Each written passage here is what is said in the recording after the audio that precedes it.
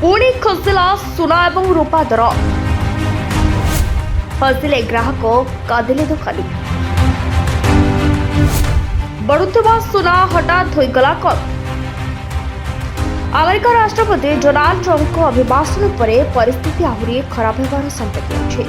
बजार भय करुछु युद्ध तीव्र हो पारे। एहि समय सुना और रूपा मूल्य 6% पर्यंत ह्रास पाई।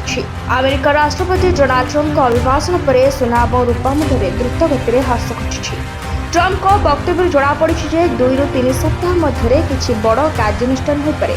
अमूल संपर्क में ट्रंप कहते आमे सही रास्ता दे तेल आणुना सही रास्ता दे तैल परिवहन करथबा देश मान चिंतित होगा उचित और आगक बढ़ा उचित।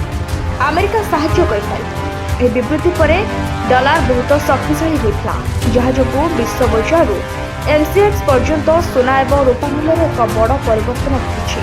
मे 5 तारिखर फ्यूचर्स पाई रूपा मूल्य प्राय 13,000 ह्रास पाई प्रति किलोग्राम 2,28,888 पहुंची। सेपरी सुनार मूल्य द्रुत गति ह्रास पाई।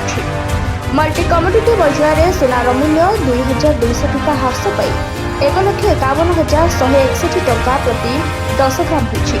विश्व बजार में सुना और रूपा मूल्य द्रुत गति ह्रास पाई। अंतर्जातीय बजार में सुनार मूल्य 2.15% ह्रास पाई आउंस पिछा 4,710.95 डॉलर होछि।